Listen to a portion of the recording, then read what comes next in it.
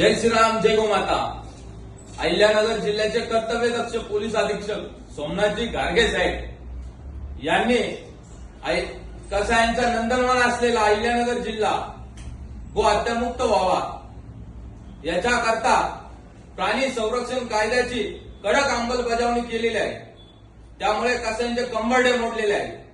साहेबांचे आमच्या बजरंगी गोरक्षकांना नेहमीच सहकार्य असते। आमच्या गोरक्षकांनी पोलिसांच्या मदतीने अहिल्यानगर जिल्ह्यामध्ये अनेक कत्तलखान्यांवरती कारवाई केलेल्या आहे। हजारो गायांना कत्तलखान्यामधून वाचवण्यात आमच्या गोरक्षकांना यश आलेलं आहे।